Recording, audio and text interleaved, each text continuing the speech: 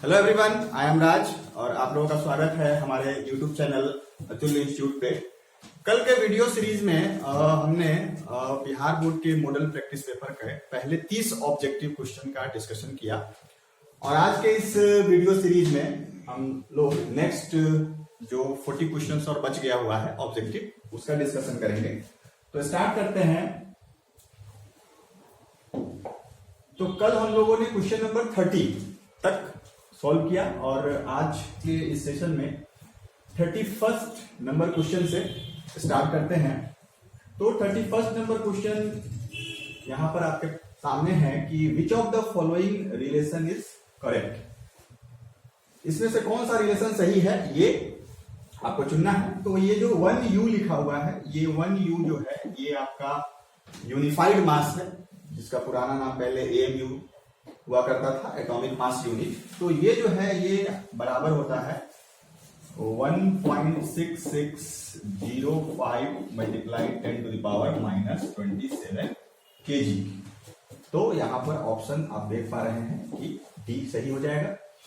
हिंदी में क्वेश्चन है कि निम्नलिखित में कौन संबंध सही है, तो ऑप्शन डी हो जाएगा। इसके बाद नेक्स्ट क्वेश्चन की ओर हम लोग मूव करें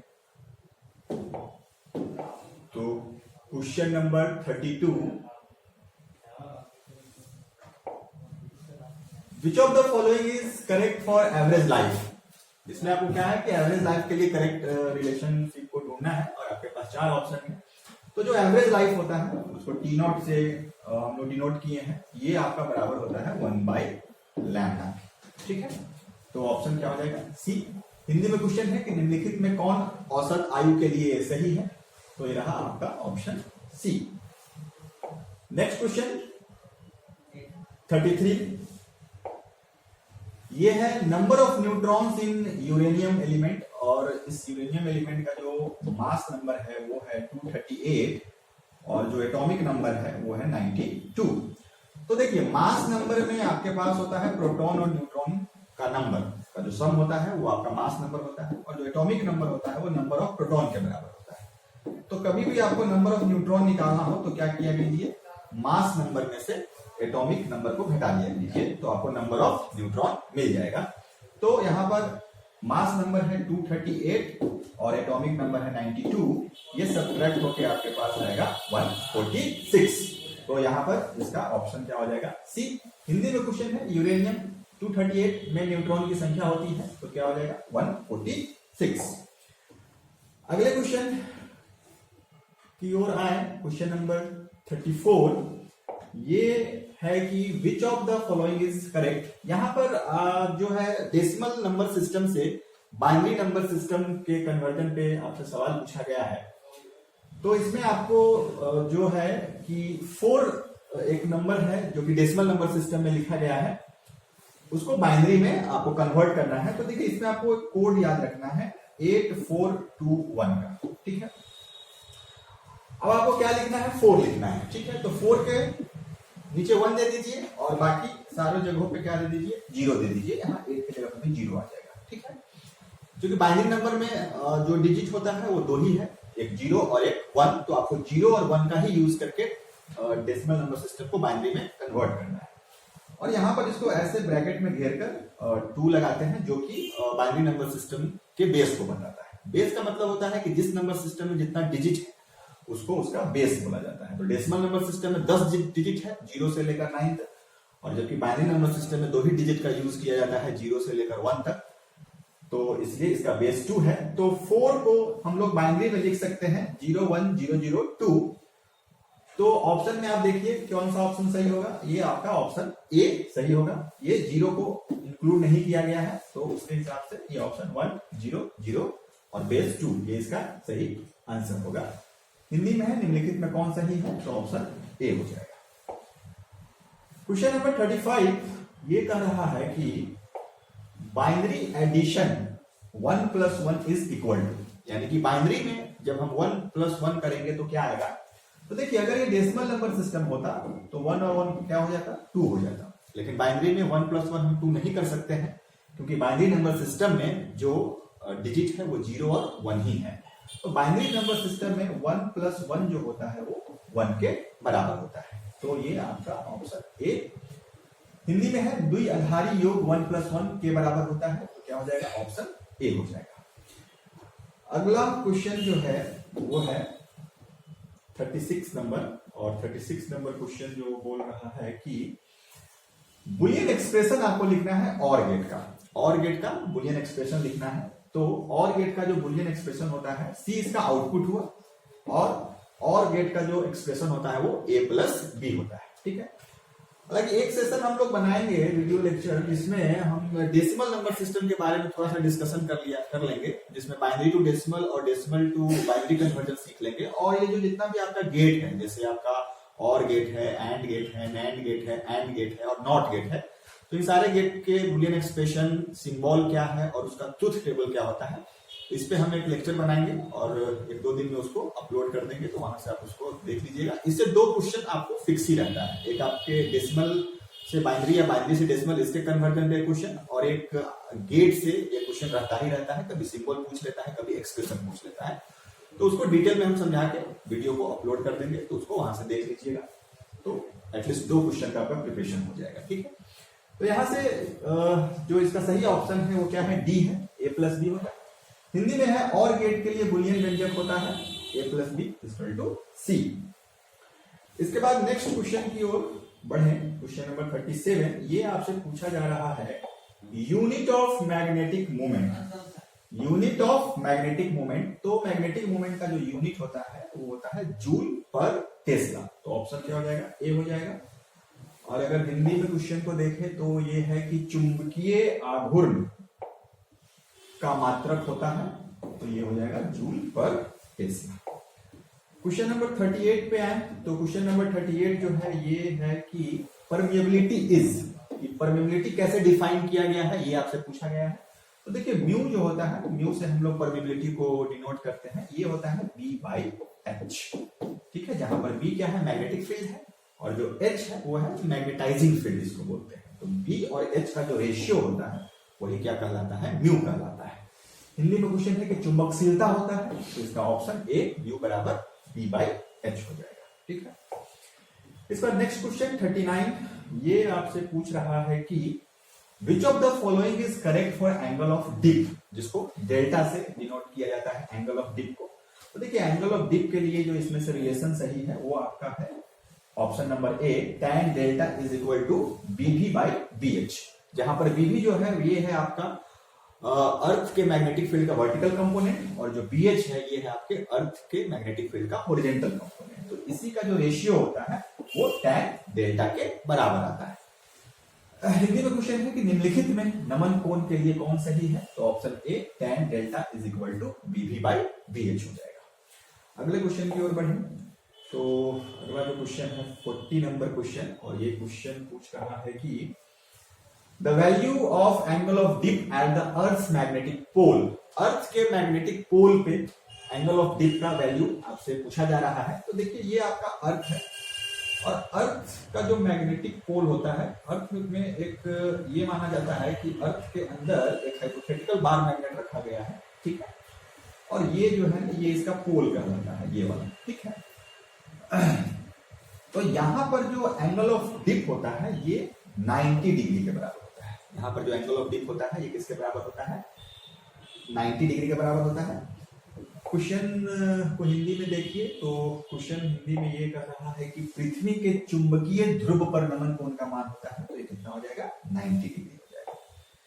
क्वेश्चन नंबर 41 पे आते हैं। क्वेश्चन नंबर 41 में आपसे पूछा जा रहा है कि the relation between geometrical length, जिसको एलजी से डिनोट किया गया है, end of a magnet and it's magnetic length, जिसको एलएम से डिनोट किया गया है, तो इसके बीच में आपसे रिलेशन पूछा जा रहा है। तो देखिए अगर हम लोग बार मैग्नेट को कंसीडर करें तो देखिए मैग्नेट में 2 तरह का लेंथ होता है, एक उसका ज्योमेट्रिकल लेंथ होता है और एक उसका मैग्नेटिक लेंथ होता है। तो जो उसका एक्चुअल लेंथ है ना मैग्नेट का, उसको उसका ज्योमेट्रिकल लेंथ बोला जाता है, और मैग्नेट के यहाँ पर उसका पोल होता है। ठीक है, जैसे नॉर्थ पोल हो गया और ये साउथ पोल हो गया, तो पोल से पोल के बीच का जो डिस्टेंस होता है ये इसका मैग्नेटिक लेंथ कहलाता है। ठीक है, तो यहाँ पर ज्योमेट्रिकल लेंथ को LG से डिनोट किया गया है और मैग्नेटिक लेंथ को LM से डिनोट किया गया है। तो फिगर में आप देख सकते हैं कि जो ज्योमेट्रिकल लेंथ है वो बड़ा होता है और जो मैग्नेटिक लेंथ है वो छोटा होना चाहिए। तो यहाँ पर जो रेशियो आएगा, अगर हम यहाँ से देखें तो ये आपका जो ऑप्शन ए है ये है LM is equal to 5/6 LG। तो यहाँ से LM बाई LG अगर करें तो ये आपका आ रहा है 5/6। 5/6 जो है वो आपका 1 से छोटा रेशियो है, 1 से छोटा वैल्यू ये रखेगा। और आप ये देख पा रहे हैं कि ये मैग्नेटिक लेंथ है और ये ज्योमेट्रिकल लेंथ है। तो ऑब्वियस है कि न्यूमरेटर में जो लेंथ है वो छोटा है और जो डिनोमिनेटर में लेंथ है वो बड़ा है। तो रेशियो ऑब्वियस है कि 1 से छोटा आना चाहिए। तो इस चारों ऑप्शन में जो सही ऑप्शन है वो क्या है? ए ऑप्शन है। ठीक है, तो इसका हम लोगों ने ए ऑप्शन चूज किया। हिंदी में क्वेश्चन है कि पृथ्वी की चुंबक की ज्यामितीय लंबाई तथा चुंबकीय लंबाई में संबंध होता है। तो क्या हो जाएगा? Option A LM is equal to 5/6 LG। अब नेक्स्ट क्वेश्चन की ओर बढ़े, क्वेश्चन नंबर 42। तो क्वेश्चन नंबर 42 आपसे पूछ रहा है कि परमेबिलिटी ऑफ फ्री स्पेस, जिसको म्यू नॉट से डिनोट करते हैं, इसके वैल्यू के बारे में पूछ रहा है। तो देखिए म्यू नॉट का जो वैल्यू होता है ये आपका होता है 4 pi multiply 10 to the power -7 henry per metre. ठीक है, हेनरी पर मीटर इसका वैल्यू है 4 pi multiply 10 to the power -7। ठीक है, हिंदी में क्या है कि निर्वात की चुंबकशीलता यानी कि म्यू नॉट होती है, क्या हो जाएगा? 4 pi multiply 10 to the power -7 henry per metre. ठीक है, इसके बाद क्वेश्चन 43 है। क्वेश्चन नंबर 43 पूछ रहा है कि magnetic susceptibility in vacuum is. Vacuum में मैग्नेटिक ससेप्टिबिलिटी का वैल्यू पूछ रहा है। तो ये 0 होता है। वैक्यूम में कोई मीडियम ही नहीं है तो मैग्नेटाइजेशन क्या चीज का होगा? किसी चीज का नहीं होगा। तो जो ससेप्टिबिलिटी है वो वैक्यूम का क्या होगा? 0 होगा। हिंदी में क्वेश्चन है कि निर्वात में चुंबकीय प्रवृत्ति होती है, क्या हो जाएगा? 0 हो जाएगा। नेक्स्ट क्वेश्चन की ओर बढ़े तो नेक्स्ट क्वेश्चन जो है ये आपसे पूछ रहा है कि speed of electromagnetic wave in vacuum is. Vacuum में इलेक्ट्रोमैग्नेटिक वेव के स्पीड का फॉर्मूला पूछ रहा है। तो इलेक्ट्रोमैग्नेटिक वेव के स्पीड को C से डिनोट किया जाता है और ये जो वैक्यूम है इसका फॉर्मूला है ये आपका आता है 1/√μ0/ε0। ठीक है, हिंदी में क्वेश्चन है कि निर्वात में विद्युत चुंबकीय तरंग का चाल होता है। तो C बराबर 1/√μ0/ε0 इसका सही ऑप्शन। अगले क्वेश्चन की ओर बढ़े, क्वेश्चन नंबर 45। तो क्वेश्चन नंबर 45 पूछ रहा है कि the value of wavelength of X ray is. X ray के वेवलेंथ के बारे में पूछा जा रहा है। तो देखिए एक्सरे का जो वेवलेंथ है ये आपका 10 टू द पावर 7 मीटर के अबाउट होता है। हिंदी में क्वेश्चन है कि एक्सरे किरणों के तरंग दैर्घ्य का मान जो होता है ये आपका क्या हो जाएगा? लगभग 10 टू द पावर -7 मीटर। ठीक है, एक्सरे जो है ये आपके एक इलेक्ट्रोमैग्नेटिक वेव का जो स्पेक्ट्रम होता है उसका एक पार्ट होता है एक्सरे। नेक्स्ट क्वेश्चन है ये कि the direction of propagation of electromagnetic wave is. Electromagnetic wave का जो डायरेक्शन ऑफ प्रोपगेशन होता है ये आपका होता है parallel to E cross B। Parallel to E cross B। विद्युतीय चुंबकीय तरंग के संचरण की दिशा जो होती है ये आपका क्या होगा?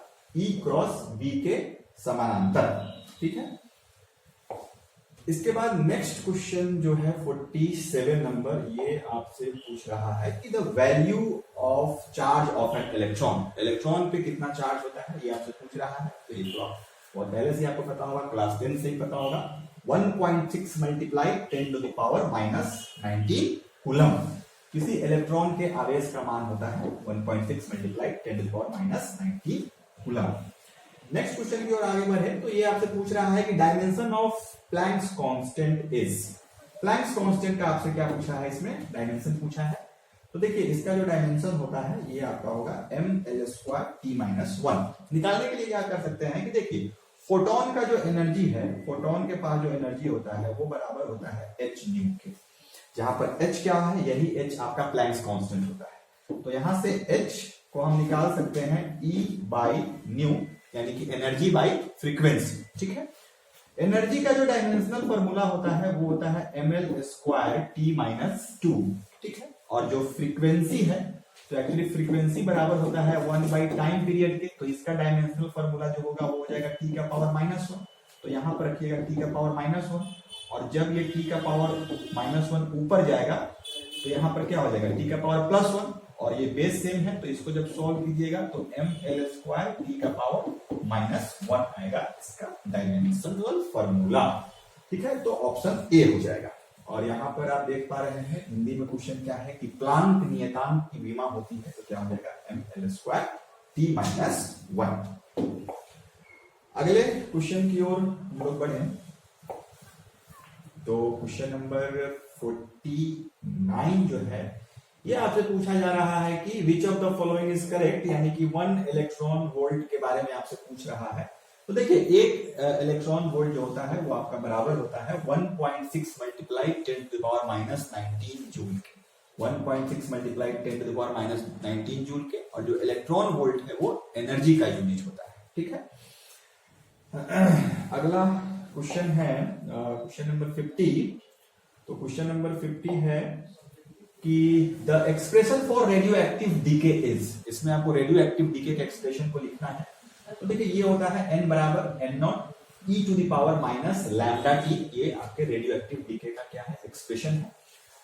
हिंदी में क्वेश्चन है कि रेडियो धर्मी क्षय के लिए व्यंजक जो है ये आपका बराबर होता है n बराबर n0 e to the power minus delta T के। नेक्स्ट क्वेश्चन ये है 51 नंबर क्वेश्चन, ये कह रहा है कि which of the following is correct for alpha particle, alpha particle के बारे में कौन सा सही है ये आपसे पूछा जा रहा है। तो देखिए अल्फा पार्टिकल जो है वो एक्चुअली हीलियम का न्यूक्लियस होता है। ठीक है, तो हीलियम का न्यूक्लियस है तो उसके पास क्या होगा, 2 प्रोटॉन होगा, क्योंकि हीलियम का एटॉमिक नंबर 2 होता है और मास नंबर उसका 4 होता है। इसका मतलब न्यूट्रॉन भी 2 होगा, क्योंकि मास नंबर में प्रोटॉन और न्यूट्रॉन दोनों होता है।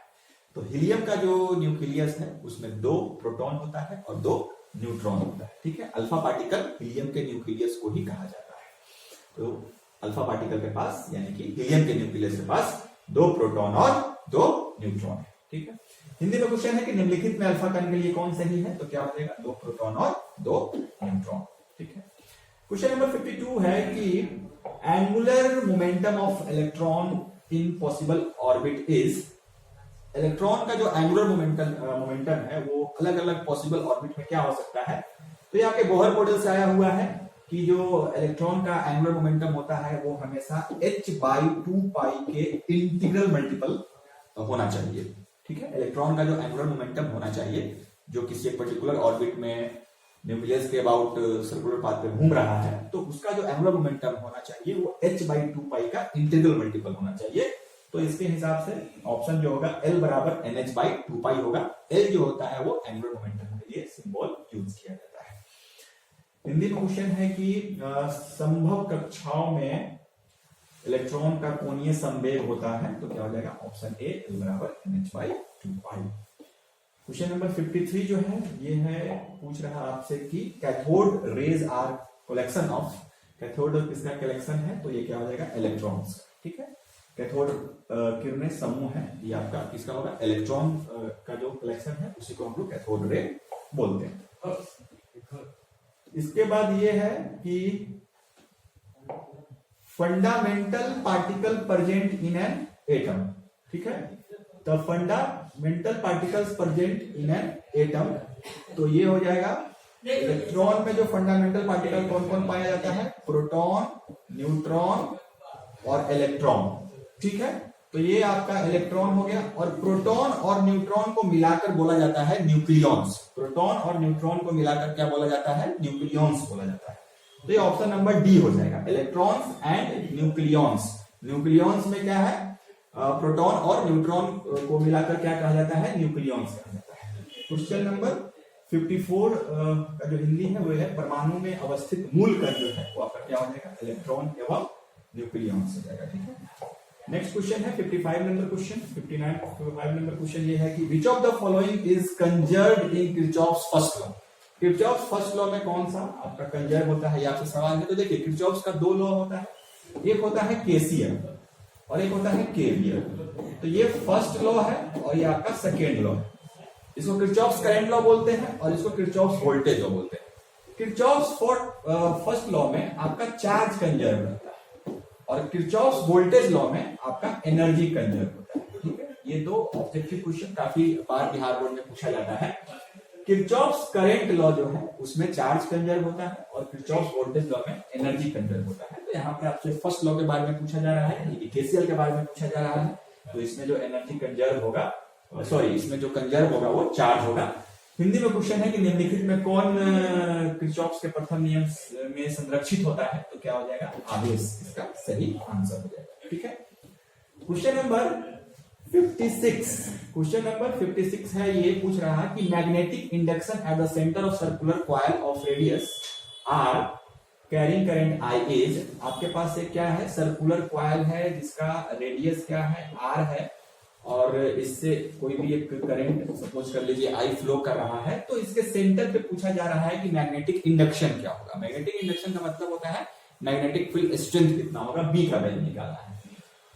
तो सेंटर ओ है, तो इसका डेरिवेशन है, और इसका जो सेंटर पे मैग्नेटिक फील्ड का स्ट्रेंथ जो आता है वो आता है mu not I by 2r, mu not I by 2r। ठीक है, हिंदी में यह है कि आर त्रिज्या वाले वृत्ताकार कुंडली के केंद्र पर आई धारा बहने के कारण चुंबकीय बल क्षेत्र होता है mu not I by 2r। ठीक है, नेक्स्ट क्वेश्चन 57 नंबर, इसमें आपसे ये पूछा जा रहा है कि which of the following is correct. ठीक है, ये आपका मिस्टेक से करंट लिखा हुआ है, ये करेक्ट होना चाहिए। तो देखिए इसमें आपको किलोवाट आवर जो है, 1 किलोवाट आवर जिसको 1 यूनिट भी बोलते हैं, जिसमें इलेक्ट्रिकल एनर्जी का कॉमर्शियल यूनिट है। ठीक है, जो आपके घरों में बिजली बिल आता है वो किलोवाट आवर में उसमें एनर्जी का मेजरमेंट किया जाता है। तो किलोवाट आवर जूल में किसके बराबर होगा, तो 1 किलोवाट आवर जो होता है ये बराबर होता है 3.6 multiply 10 to the power 6 joule के। ठीक है, और किलोवाट आवर जो है ये एनर्जी का यूनिट है। ठीक है, दो याद रखिएगा, वो पूछा जाता है बिहार बोर्ड में, एक इलेक्ट्रॉन वोल्ट किसका यूनिट है, तो याद रखिएगा एनर्जी का, और किलोवाट आवर किसका यूनिट है, तो ये भी एनर्जी का है। हिंदी में है क्वेश्चन, निम्नलिखित में कौन सही है, तो 1 kilowatt hour is equal to 3.6 multiply 10 to the power 6 joule. इसके बाद है क्वेश्चन 58, और 58 क्वेश्चन पूछ रहा है कि which of the following is correct. एक टेस्ला किसके बराबर होगा ये पूछ रहा है। तो देखिए टेस्ला डिफाइन कैसे किया गया है, फोर्स का जो फॉर्मूला होता है मैग्नेटिक फील्ड में, अगर कोई चार्ज मैग्नेटिक फील्ड में मूव कर रहा है तो वहां पे जो फोर्स का फॉर्मूला आता है जिसको लॉरेंस फोर्स बोलते हैं, वो होता है F बराबर Q V B sine theta. तो यहां से जो B होगा ये हो जाएगा F by Q V B sine, F by Q V sine theta. ठीक है, B बराबर F by Q V sine theta. ठीक है, अब यहां से यूनिट पुट कीजिए, तो फोर्स का क्या होगा, न्यूटन, और ये आपका चार्ज है तो चार्ज का होगा कूलम, और स्पीड का क्या होगा मीटर पर सेकेंड, और साइन थीटा क्या है, एक नंबर है तो उसका कोई यूनिट नहीं होगा। और यहां से कूलम पर सेकेंड को क्या लिख देंगे, एम्पियर लिख देंगे। तो फाइनली जो बचेगा वो बचेगा newton ampere metre, newton ampere metre, इसी को क्या बोलते हैं, टेस्ला बोला जाता है। ठीक है, तो अब यहां से देखिए क्या है, तो यहां पर जितना भी ऑप्शन है उस ऑप्शन के हिसाब से जो ए ऑप्शन है 1 टेस्ला इज इक्वल टू क्या आया था नीचे, न्यूटन एम्पियर मीटर। ठीक है, तो यहां से एम्पियर ऊपर जाएगा। ठीक है, यहां से एम्पियर ऊपर जाएगा तो पर एम्पियर लिखिएगा, और मीटर ऊपर जाएगा तो पर मीटर लिखिएगा। ठीक है, तो 1 और यहाँ पर 1 टेस्ला लगा सकते हैं। ठीक है, तो ये ऑप्शन सही हो जाएगा इसका ए। ठीक है, हिंदी में क्वेश्चन है कि निम्नलिखित में कौन सही है, तो ऑप्शन ए यहाँ पर हम लोग दे सकते हैं। नेक्स्ट क्वेश्चन है 59 नंबर। 59 नंबर क्वेश्चन में पूछा जा रहा है कि resistance of an ideal voltmeter is, voltmeter के आइडियल रेजिस्टेंस के बारे में पूछा जा रहा है। तो देखिए वोल्टमीटर का जो आइडियल रेजिस्टेंस होता है वो क्या होता है, इंफिनिटी, काफी हाई रेजिस्टेंस होना चाहिए वोल्टमीटर का। तो अगर वोल्टमीटर आइडियल है तो उसका रेजिस्टेंस इंफिनिटी के बराबर होना चाहिए, और अगर प्रैक्टिकल वोल्टमीटर है तो उसके रेजिस्टेंस को हम लोग हाई लिखेंगे। और जो आमीटर होता है जिससे इलेक्ट्रिक करंट मेजर किया जाता है, तो आमीटर का जो रेजिस्टेंस होना चाहिए, अगर आइडियल आमीटर का रहा है तो उसका रेजिस्टेंस 0 होना चाहिए, और अगर सिर्फ आमीटर के बारे में पूछ रहा है तो उसका रेजिस्टेंस वेरी वेरी लो होगा। ठीक है, तो हिंदी में क्वेश्चन है कि आदर्श वोल्टमीटर का प्रतिरोध होता है तो क्या हो जाएगा, अनंत हो जाएगा। ठीक है, इसके बाद है नेक्स्ट क्वेश्चन नंबर 60, ये पूछा जा रहा है कि current sensitivity of ammeter is, ठीक है, अमीटर के करंट सेंसिटिविटी के बारे में पूछा जा रहा है। तो देखिए ये जो होता है ये होता है डिफ्लेक्शन बाय करंट, ठीक है, जो भी आपका अमीटर होगा उसका जो स्केल है, ठीक है, उस स्केल में कितना डिफ्लेक्शन आया कितने करंट पर, उसका जो रेशियो होता है उसी को बोला जाता है करंट सेंसिटिविटी। हिंदी में क्वेश्चन है कि एमीटर की धारा सुग्राहिता होता है, ये क्या हो जाएगा, विक्षेप बाय धारा, ठीक है।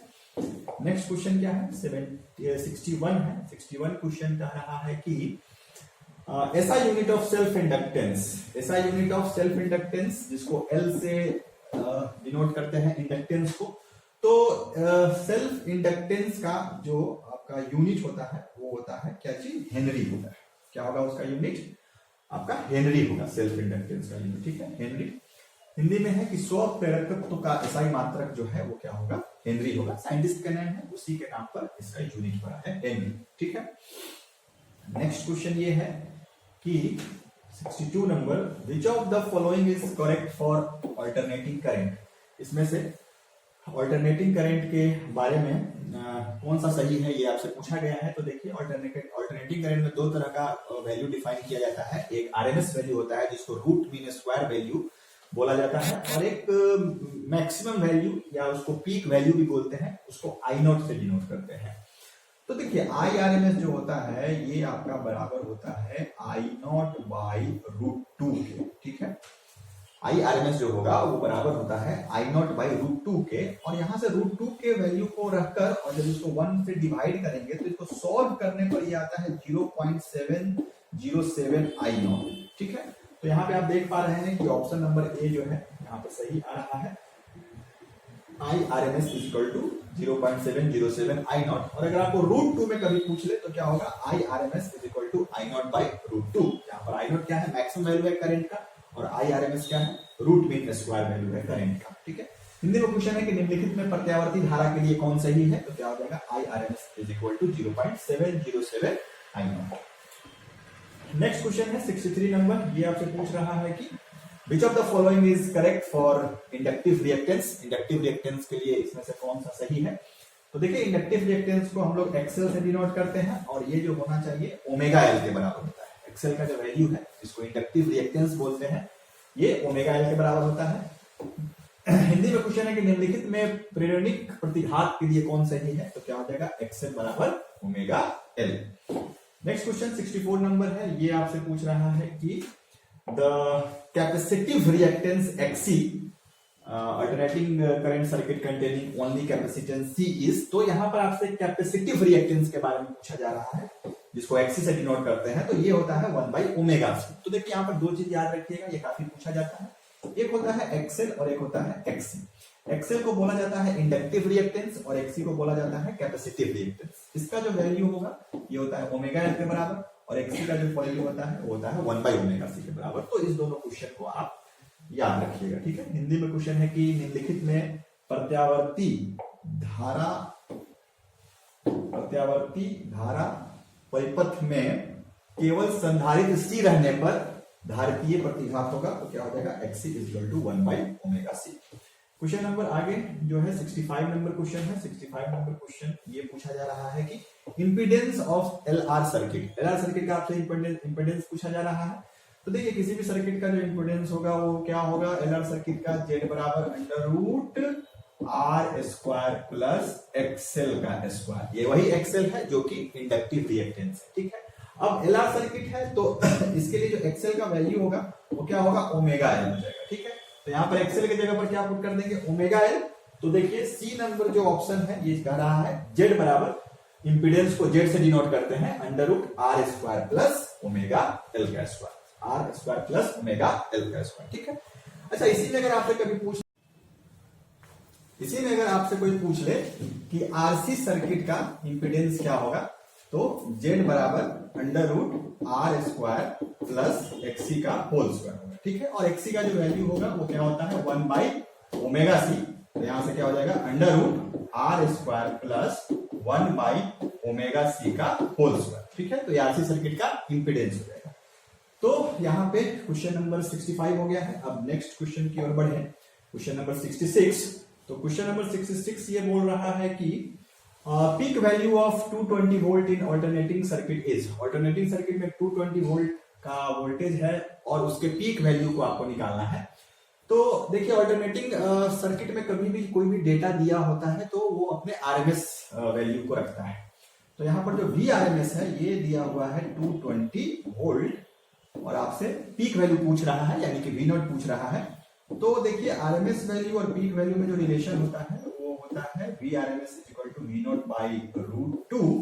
तो यहां से V0 के वैल्यू को अगर हम निकालेंगे तो हो जाएगा Vrms इंटू √2 और Vrms कितना दिया है 220। तो यानी कि 220 में √2 से मल्टीप्लाई कर दीजिएगा तो आपका पीक वैल्यू आ जाएगा। तो ऑप्शन क्या हो जाएगा, डी हो जाएगा।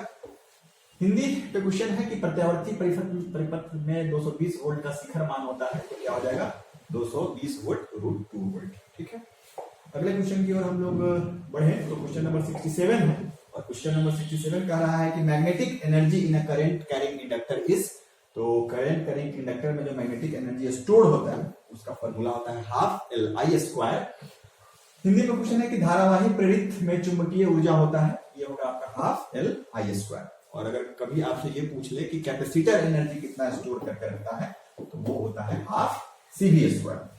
Question number 68। तो क्वेश्चन नंबर 68 कह रहा है कि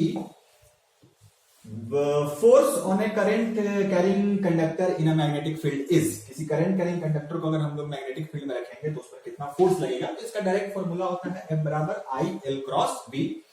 ठीक है, और हिंदी में क्वेश्चन है कि चुंबकीय क्षेत्र में धारावाही चालक पर कार्यकारी बल होता है तो F बराबर I/L×B हो जाएगा। नेक्स्ट क्वेश्चन है 69 नंबर और ये क्वेश्चन कह रहा है कि Which of the following is correct for the expression of electric power? Electric power के आपको करेक्ट एक्सप्रेशन को आपको पता लगाना है कि इन चारों ऑप्शन में से कौन सा इलेक्ट्रिक पावर का करेक्ट ऑप्शन है। और इसमें पावर को जो आप देख पा रहे हो ये चारों ऑप्शन में वोल्टेज और रेजिस्टेंस के टर्म में लिखा गया है। तो पावर का जो फॉर्मूला होता है ये आपका है V/I और यहाँ से अगर ओम्स लॉ लिखे हम तो V बराबर IR और यहाँ से I बराबर क्या हो जाएगा V/R और इस I के जगह पर अगर आप V को पुट करते हैं तो ये हो गया V/R। तो ये आपका क्या हो जाएगा V²/R। ठीक है, तो V²/R जो है ये पावर का फॉर्मूला आ गया तो ऑप्शन नंबर सी हो जाएगा। और हिंदी में क्वेश्चन देखें तो हिंदी में क्वेश्चन कह रहा है कि निम्नलिखित में कौन व्यंजक विद्युत शक्ति के लिए सही है। तो P बराबर क्या हो जाएगा V²/R।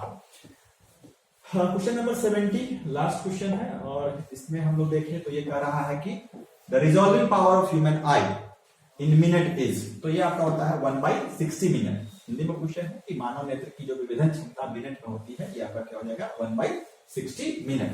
मिनट जो होता है वो अगर आप 1 डिग्री को 60 पार्ट में बांट देते हैं तो हर एक इक्वल पार्ट जो होता है वो किसके बराबर होता है, मिनट के बराबर होता है। ठीक है, तो यहाँ पर हमने अपने सारे ऑब्जेक्टिव क्वेश्चंस का डिस्कशन कर लिया है।